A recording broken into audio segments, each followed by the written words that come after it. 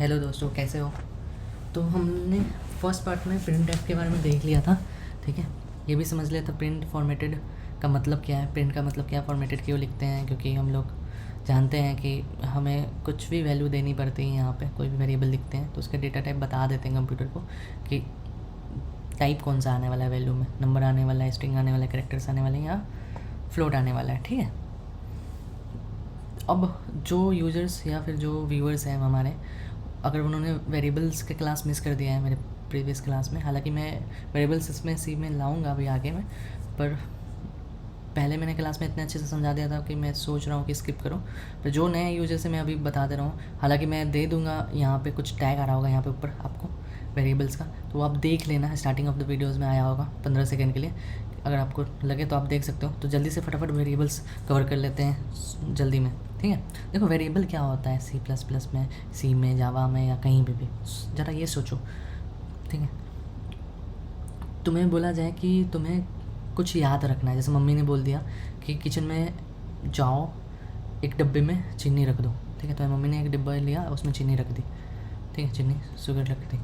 अब तुम्हारी मम्मी बोलती है कि बेटा जाओ चीनी चीनी लेके आओ, तो तुम ये डब्बा लेके आओ, तो राइट बोलते ये लीजिए, जितना मैंने निकाल लीजिए। ठीक है, तो अब क्या होता है कि वेरिएबल क्या होता है, वेरिएबल को तुम एक डब्बा समझ लो, इसमें तुम एक वैल्यू डाल देते हो राहुल करके। ठीक है, राहुल।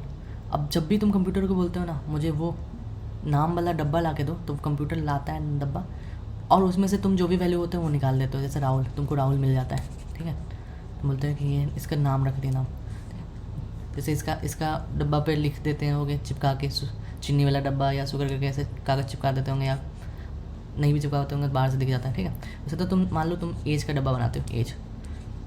ठीक, तो इसमें 21 लिख दे, आ गया वैल्यू। तो कभी भी मैं बोलूँगा कि यार तुम मुझे ना एज वाला डब्बा ला के दो, तो जब तुम लाओगे तो उसमें से क्या वैल्यू निकलेगा, 21 निकलेगा, राइट। ठीक है, तो देखो ये तो हमें पता चल रहा है ना कि अच्छा ये एज वाला डब्बा है, ये नहीं वाला डब्बा है। अब कंप्यूटर को बताना भी पड़ता है कि भाई देखो क्या होता है कि तुम एज वाले नंबर डब्बे में राहुल डाल सकते हो, डालने का तो डाल सकते हो, लेकिन कितना अजीब लगेगा, है ना। क्लीन के लिए एज वाले नंबर में नंबर्स रहें तो अच्छा लगता है। तो तब इंट्रोड्यूस हुई डेटा टाइप्स की, मतलब इस जो डेटा अंदर जा रहा है यानी वैल्यू अंदर जा रहा है उसके टाइप्स क्या होंगे, अगर हम बता दें कंप्यूटर को तो कंप्यूटर को भी आसानी होगा समझने में। ठीक है, तो अगर हम बता दें जो एज लिखे थे हम लोग 21, कंप्यूटर को बता दें कि तुम ना इस जो एज है ये हमेशा इंटीजर होने वाला है।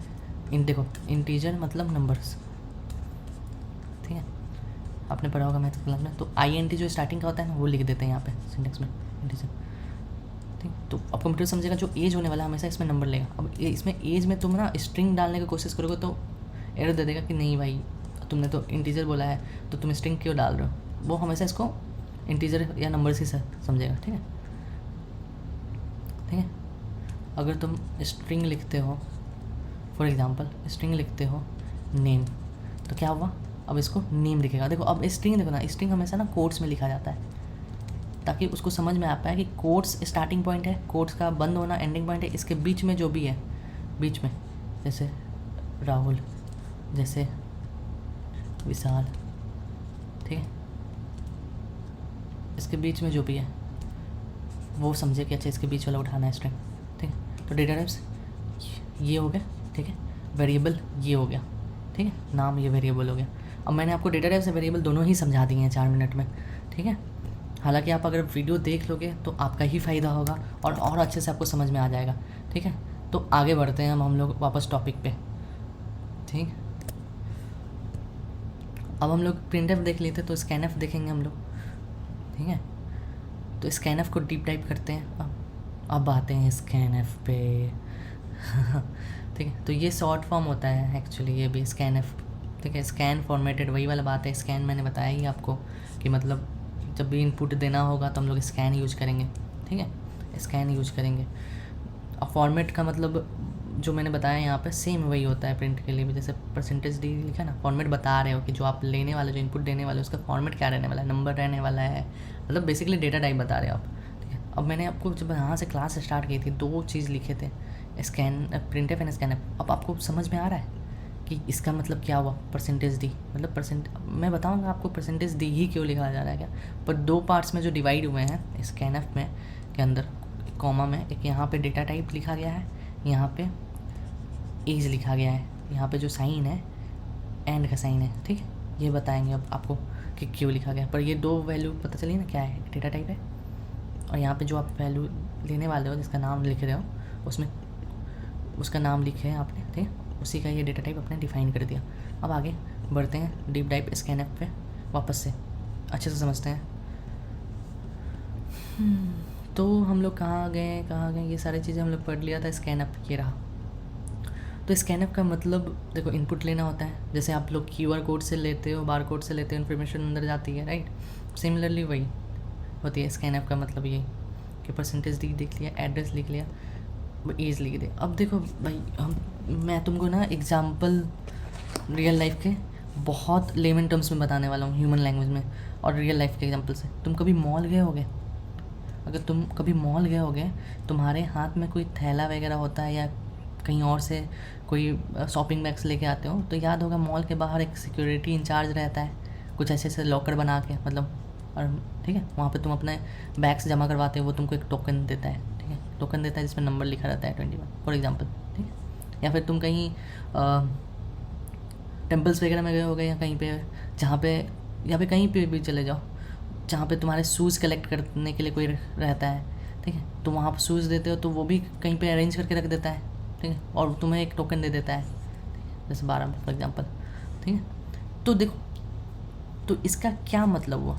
इसका मतलब ये हुआ कि जब तुम ये वापस इनको जाते हो देने, ठीक है, इन अपना शॉपिंग करके मॉल से आए, वापस इन सिक्योरिटी इंचार्ज भैया के पास जाते हो और अपना टोकन देखते हो, तो ये भैया क्या करते हैं, देखते हैं कि इस टोकन पे क्या वैल्यू लिखी गई है। अच्छा 21, तो वो 21 वाले लॉकर पे जाते हैं, ठीक है, वहाँ पे जो भी वैल्यू रहती है, यानी तुम्हारे जो भी आइटम्स रहेंगे, बिलोंगिंग्स रहेगी, वो ला के तुमको दे देते हैं।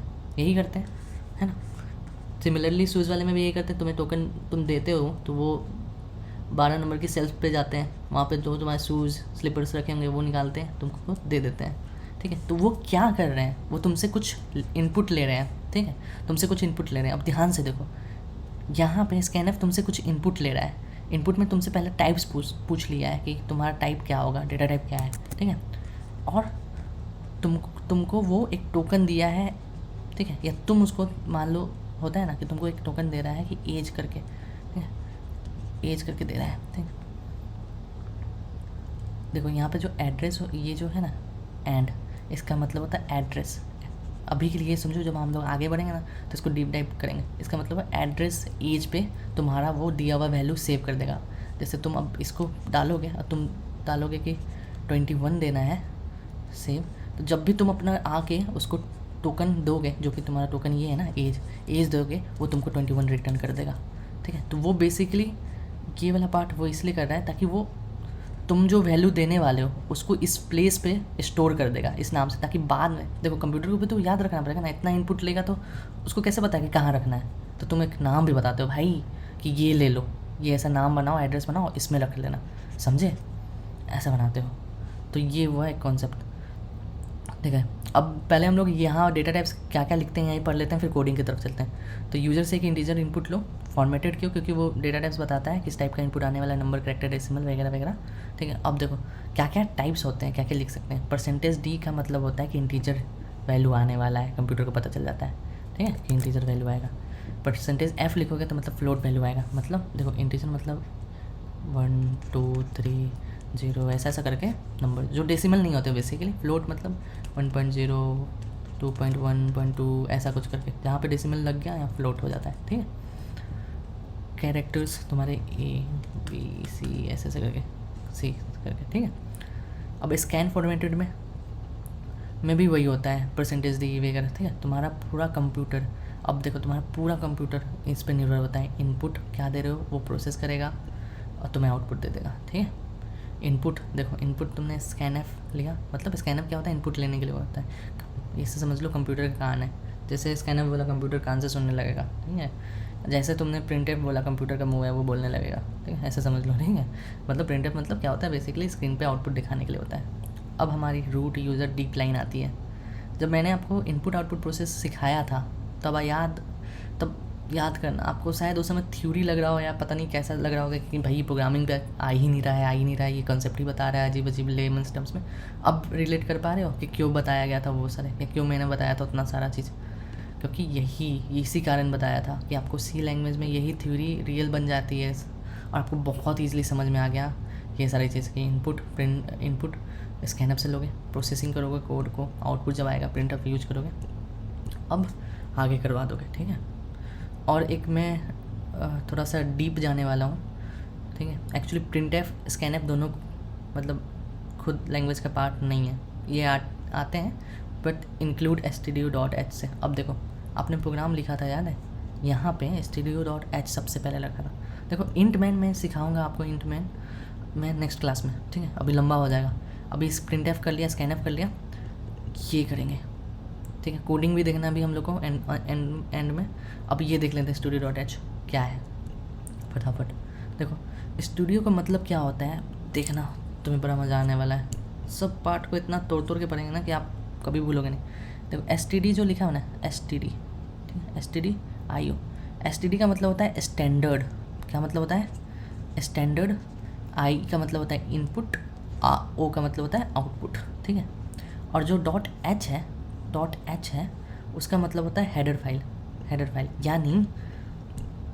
यानी कि सी लैंग्वेज ने पहले ही इनपुट आउटपुट को एक टूल बना के रखा है, ठीक है। जब हम लिखते हैं इंक्लूड मतलब इंक्लूड करना, stdio.h को इंक्लूड करो, तो हम कंपाइलर से बोल रहे हैं कि भाई मुझे आउटपुट इनपुट वाली जो टूल्स है वो भी ला के दे दो।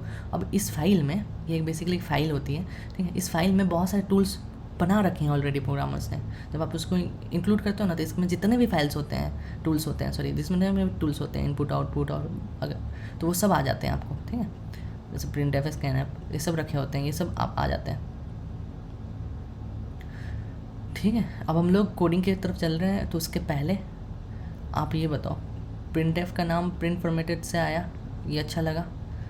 स्कैनएफ का नाम स्कैन फॉर्मेटेड से आया, ये अच्छा लगा और समझ में आया, ठीक है। और ये चीज़ें अगर ऐसे समझ लोगे तो आपको अच्छे मतलब कुछ दिन तक तो याद रहेगी, ठीक है। अब चलते हैं कोडिंग की ओर।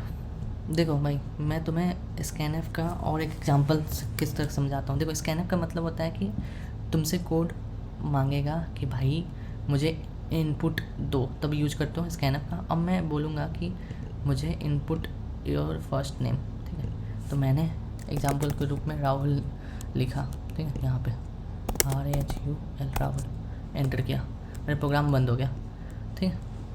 क्यों बंद हुआ? क्योंकि उसने इनपुट लिया, कुछ प्रोसेस है ही नहीं बीच में, कहाँ स्टोर किया होगा, नहीं स्टोर किया होगा, भूल गया होगा, ठीक है। अब मैं कुछ ऐसा लिख दूँ कि जैसे मान लो कि इंट एज इक्वल टू 21, ठीक है। अब स्कैनएफ में हम लोग लिखेंगे, इंट के लिए क्या यूज करते थे, याद करो क्या यूज करते थे, नहीं याद आया? %d यूज करते थे, याद है?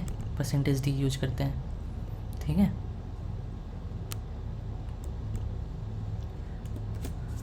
कोड्स खुलेगा, %d लिखेंगे, कॉमा देंगे, एड्रेस बनाएंगे कि एड्रेस एज में हम लोग को स्टोर करना है, ठीक है। इसका वैल्यू लेंगे। अभी हम लोग यहाँ पे ये नहीं लिख रहे हैं, हमें ये यूज़र से लेना है, कंप्यूटर से बोलना है कि कंप्यूटर तुम पूछो, यूज़र डालेगा। तो स्कैनएफ आप इसको रन करो, ठीक है। अब 21 लिखा आपने, एंटर करो, कोड एग्जीक्यूट। अभी भी कोड एग्जीक्यूट हो गया 21। लेकिन अब क्या हुआ कि अब उसने ना एज में वो वैल्यू स्टोर कर ली होगी। नहीं विश्वास है? तुम एज को प्रिंट करके देख लो। याद है प्रिंटएफ यूज़ करते थे, क्या लिखते थे? हेलो वर्ल्ड लिखते थे, हेलो वर्ल्ड कोड्स में, और ये सेमीकोलन लगा देते थे बंद करने के लिए। अब देखो प्रिंटएफ लिखा, जब तुम कभी वेरिएबल यूज करोगे ना, जब भी कभी तुम वेरिएबल यूज करोगे तो तुम्हें कोड्स के बिना उस वेरिएबल को यहाँ पे बस नाम लिख देना है, वो खुद आ जाएगा, ठीक है। जब वेरिएबल नहीं यूज करना है, तुम्हें खुद से कोई टेक्स्ट लिखना है तो कोड्स लगा दोगे, ठीक है, नहीं तो सिर्फ डायरेक्ट वेरिएबल लिख दोगे। अब देखो प्रिंट करके देखते हैं। पहले नाम पूछेगा, हेलो वर्ल्ड, प्रिंट करेगा दिस इज़ योर आउटपुट, लिख देते हैं ताकि आप लोग को डिफरेंस क्लियर समझ में आ जाए। देखो रन किया मैंने, ओहो देखो हमने क्या लिख दिया, प्रिंटएफ। हमने एक गलती भी की, स्कैनएफ में हमने बताया ना डेटा टाइप, प्रिंटएफ में भी तो बताओगे किसका डेटा टाइप क्या है, ठीक है। तो गलती होनी भी चाहिए आपको, ठीक है, गलती होनी भी चाहिए ताकि आप गलती से समझोगे। और देखो एरर कैसे पढ़ते हैं, एरर आया, अब मुझे एक्सपीरियंस है तो मुझे समझ में आ गया, लेकिन आप कैसे पढ़ोगे। यहाँ पे एरर देखो, passing argument 1 of printf. Argument क्या होता है, देखो ये आर्गूमेंट होता है, कितने आर्गूमेंट पास कर रहे हो, एक कॉमा जो लगा है ना, कॉमा, एक आर्गूमेंट, इसके अंदर ब्रैकेट के अंदर कितने कितने आइटम्स है, पहला आइटम्स, कॉमास के बाद ये दूसरा आइटम्स, फिर अगर कॉमा रहता तो यहाँ पे कुछ भी लिखते तो ये तीसरा आइटम, तो ये आर्गूमेंट होता है, ठीक है। तो कहता है कि passing argument 1 of printf makes pointer from integer without a cast. मतलब वो कहता है कि भाई कि मतलब मुझे समझ में नहीं आ रहा है कि ये क्या लिखा है, मतलब क्या चाहिए तुम्हें, मतलब अगर तुमने वहाँ पे बताया कि इंट है तो मुझे भी बताओ कि ये इंट ही आने वाला है, ठीक है। तो हम लोग उसको बता देंगे कि यार तुम ना डेटा टाइप्स देख लो, ये जो भी होगा ये इंट का होगा, अब तुम रन करो। ये रिटर्न 0 आप बाद में बता दूंगा जब इंट में समझाऊंगा तो, ठीक है, टेंशन नहीं लेने का। अब ये पूछ रहा है कि एज हमें डालने के लिए बोल रहा है, तो मैंने डाला एज 24, एंटर किया, देखो आया hello world this is your output. जो आपने डाला था 24, वो 24 डाल दिया, है ना क्रेजी। ठीक है, तो आज हमने प्रैक्टिकल भी करके देख लिया, चीज़ें भी करके देख ली। आप थोड़ा एक्सप्लोर करो चीज़ों को, समझो, बहुत सारी चीज़ें आपके टाइम पे आगे चुकी है, उससे एक्सप्लोर करो, चीज़ें करो। मैं आगे सब समझाऊंगा आपको, इंडमैन क्या होता है, रिटर्न क्या होते हैं, डेटा टाइप्स पढ़ेंगे, वेरिएबल्स इसमें सी में पढ़ेंगे। देखो यार, अभी तुम्हें ये थोड़ा सा मुश्किल लग रहा होगा कि याद करना पड़ रहा होगा कि ऐसे लिखना पड़ेगा। देखो ये सिंटेक्स होता है, इसको तुम्हें याद ही करना पड़ेगा कि तुम ना ऐसे लिखो। पर मैंने जानबूझ के एफर्ट करके तुम्हें इन सब का तोड़ तोड़ के मतलब क्यों समझाया कि क्या होता है, ताकि तुम्हें याद करने में प्रेशर फील नहीं हो, ठीक है। प्रिंट का मतलब आउटपुट होता है, स्कैन का मतलब तुम्हें इनपुट चाहिए। ये क्यों लिख रहे हैं, क्योंकि डेटा टाइप तुम बता रहे हो कि जो लेने वाले हो उसका डेटा टाइप क्या होने वाला है। यहाँ पे जो लेने वाले उसको कहाँ स्टोर करोगे, एज में, याद है टोकन वाला एग्जांपल्स है, एज में। प्रिंट करने वाले हो तो तुम बताओगे ना कि भाई कि क्या क्या तुम प्रिंट कर रहे हो, जो भी प्रिंट कर रहे हो, जैसे एज प्रिंट करना है, इसका डेटा टाइप क्या होने वाला है, इसको बता दिया, ठीक है। अब तुम नॉर्मल कोड्स के अंदर तुम जो मर्जी लिख दो, कोड्स के अंदर तुम जो मर्जी लिख दो, उसमें वो नहीं पूछता है भाई। जैसे मैंने लिख दूँ कुछ भी, रूट यूजर, वो नहीं पूछेगा, ठीक है। जैसे देख लेते हैं इसको, देखो कमेंट कैसे करते हैं इसमें। कमेंट मतलब हाई, अब कोई भी लाइन को नहीं चलाना हो तो अपना कंट्रोल और जो शिफ्ट के बगल में ना, शिफ्ट अपना कीबोर्ड बने रखना, शिफ्ट के बगल में क्वेश्चन मार्क होगा, ठीक है, तो वो वाला प्रेस करोगे। बेसिकली ये स्लैश आता है, प्रेस होता है, उससे होगा। जैसे मैंने इसको सेलेक्ट किया, अब मैं कंट्रोल और वो बैक स्लैश प्रेस कर रहा हूँ तो ये कमेंट हो गया, ठीक है। तो ये तुम्हारे मैक में कमांड करके होता होगा, कमांड से हो जाए, कमांड एंड वो स्लैश बैक स्लैश प्रेस करोगे तो कमेंट हो जाएगा। तो बेसिकली हमने ये सारे, मतलब बेसिकली इसका मतलब होता है कि हम हटा ही दे, इसको मिटा दें, वो पढ़ेगा नहीं। कमेंट करने का मतलब वो लाइन को कंपाइलर नहीं पढ़ता है, ठीक है, अवॉइड कर देता है, ठीक। तो ये सब पार्ट्स ऑफ कोडिंग ही है, तुम्हें पता चलेगा। तो मजाक मजाक में हमने कमेंट्स भी पढ़ दिया कि कमेंट्स कैसे, मतलब कोई लाइन को नहीं एग्जीक्यूट करवाना हो तो उसको कैसे अवॉइड करवा सकते हैं। ये दोनों ऐसे स्लैश स्लैश डाल दो, आ जाएंगे आराम से, ठीक है। तो printf root user print कराना है, तुम रन करें, देखो रूट यूज़र आ जाएगा, ठीक है। जैसे कुछ भी डाल दो, 1 2 3 4 5, सॉरी 5, बताओ क्या आउटपुट आएगा। अच्छा, अगर हम लोग कोड्स हटा के 1 2 3 4 5 लिखें तब क्या आउटपुट आएगा, एरर। कुछ बताओ क्यों ऐसा हुआ। जब भी तुम कोड्स के बिना लिखते हो तो ये इसको एक वेरिएबल की तरह सोचने लगता है। वो सोच रहा है कोई वेरिएबल होगा, नाम, जैसे कोई भी वेरिएबल क्या डब्बा, उसमें कोई वैल्यू होगा। अब वैल्यू जब भी डालेंगे तो हम लोग डेटा टाइप्स के साथ डालते हैं, जैसे %d, ठीक है, कॉमा, नाम। अब प्रिंट कराएंगे तो बताओ क्या आएगा, क्या आना चाहिए, एरर आएगा। देखो ये जो नाम लिखे हो बोल रहा है एरर पर, एरर क्या दिखा हुआ है, एरर नेम अनडिक्लेयर्ड। अनडिक्लेयर का मतलब होता है कि तुमने कभी नाम को, तुमने पहले बोला कि भाई नाम प्रिंट करवा दो, तो नाम तुमने दिया है, जब दिया ही नहीं है तो प्रिंट मतलब कैसे प्रिंट कराएगा, उसको डिक्लेयर ही नहीं किया है तुमने कभी। तुम जाओगे, तुम प्रिंट करने के लिए बोलोगे कि मेरे को एक फ़ोटो कॉपी आधार कार्ड का चाहिए, तो तुम आधार कार्ड तो दोगे ना उसको, ठीक है। तो तुम यहाँ, ठीक है। तो अभी देखो हमने मैंने वो पिछले एग्जांपल इरेज कर दिया। मैंने सोचा कि एक फ्लोट वाला एग्जांपल होना चाहिए, तो हम वही देख रहे थे कि देखो परसेंटेज फ्लोट के लिए क्या था, एफ था शायद, है ना। यहाँ पे हम लोग अपना कोई भी नंबर लिखना चाह रहे थे, तो यहाँ पे हमें अब देखो वही हम लोग कह रहे हैं कि अगर हम लोग रन करते हैं तो एरर समझो क्या बता रहा है। एरर पढ़ना स्टार्ट करो अभी से कि देखो नम अनडिक्लेयर्ड है, नम अनडिक्लेयर आ रहा है। नम अनडिक्लेयर क्यों आया है कि तुम बोल रहे हो कंप्यूटर को कि नम को प्रिंट करना है, तुमने उसका डेटा टाइप भी दे दिया कि एफ करके फ्लोट है। अब तुम बोल रहे हो नम को प्रिंट कीजिए, पर नम तुम दोगे तब तो, है ना। तुम आधार कार्ड गए प्रिंट करवाने, तो दुकान वाले को तुम आधार कार्ड अपना दोगे तब तो वो प्रिंट करेगा। तो तुम्हें यहाँ पे नम की वैल्यू लिखनी पड़ेगी, नम की वैल्यू लिख दो, ठीक है, 1.02, ठीक है।